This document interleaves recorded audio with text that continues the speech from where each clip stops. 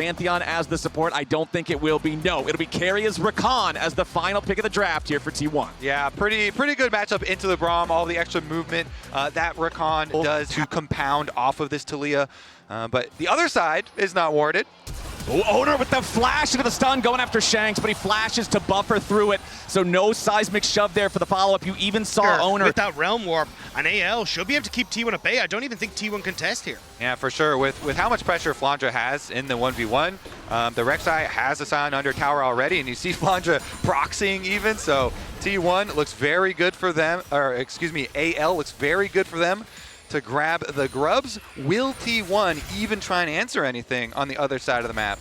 Exactly. You don't really see any. Little bit delayed compared to the exact timing for the taking of the grubs, but they're still going to secure it without a fight, and that means it's 1-1 in the objective count. As Doran, what I commented earlier, 3 Void grubs with a side laner that's already winning this hard. This is AL. There's not a kill on the board, and Flandra's forcing down the first turret 14 minutes into the game. Now T1 starting up the second Drake. They want to try to keep stacking here. Carria disengaging as AL's on the approach. T1 grouped up as 4. The Drake is down to 2,000 HP. Faker joins up with everybody. It's a 5v5. They go in immediately as Doran tries to lead the charge with the blast estimating smash, but he's only going to be beat down himself. A lot of damage on the Doran, but he is not down. Carry into the back line. The major engage from T1. Tarzan finds a supreme display of talent and making a 1-for-1 so far, but T1 have the health bars. Faker rides the Weaver's wall as Carrie's about to die into the back line, but Kyle falls.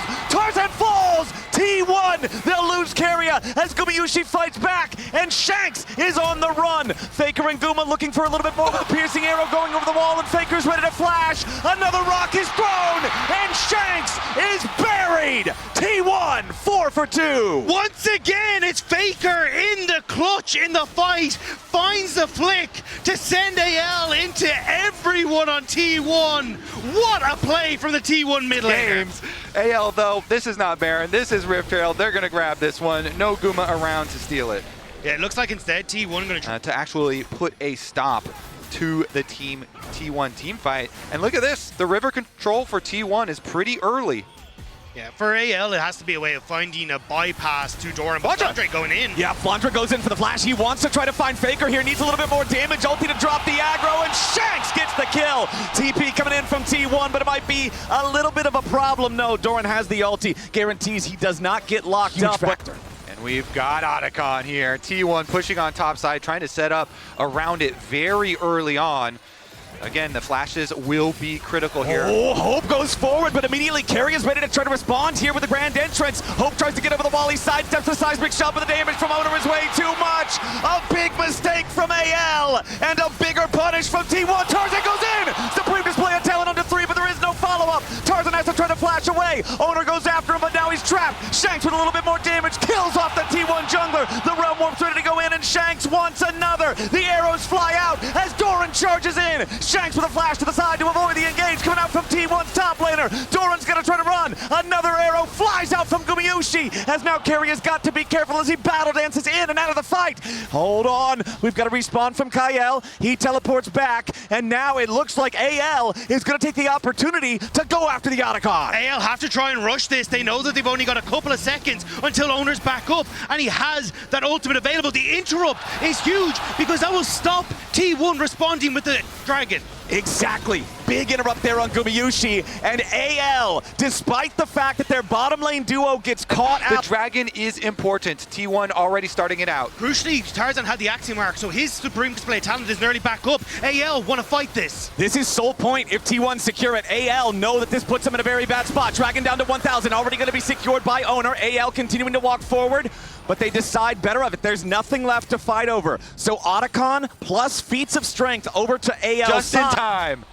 All right, Faker's got some headwear, but it's AL with control over the bot side river. Owner and Gumayusi wanting to step up a little bit here. TP coming in from Doran. He's going to be the one to try to face check. Carria takes some damage from Shanks. Has to use the grand entrance to get himself back away. AL with control over the river, still 4 now. Flandra looking around in the blue buff area, but he won't find anything. Kyle down to half HP already from the T1 poke. That's only going to get scarier if T1 secure this objective. Kyle using the Unbreakable, blocks the piercing arrow. Poke trading back and forth still between both sides. Keep your eyes on the engage, keep your eyes on Carria. Flandra digging into the pit, putting that tunnel down, making sure he has some extra mobility for the upcoming fight as T1 want to step forward. Doran then going to crush the tunnel. Kael, half HP still, going to use Redemption early here for AL just to make sure the health bars stay topped off. Flandra marked on the side, seismic shove onto the AL top laner.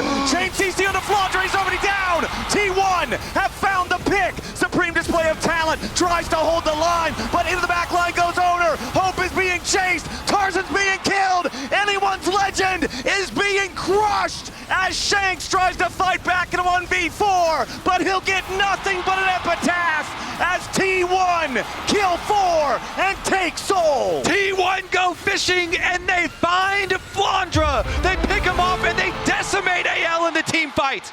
Hope is trying desperately to hold on, Faker. but T1 are chasing. Faker's riding the wall in. Hope's gonna be the last to die. A delayed ace for T1, and the delay gonna take the whole enemy team. They're gonna take the top lane turret. They're gonna take Baron, and they're gonna take a hell of a hole. They're gonna start to move down here. They will spot out Hope, but do they know AL are in the bush?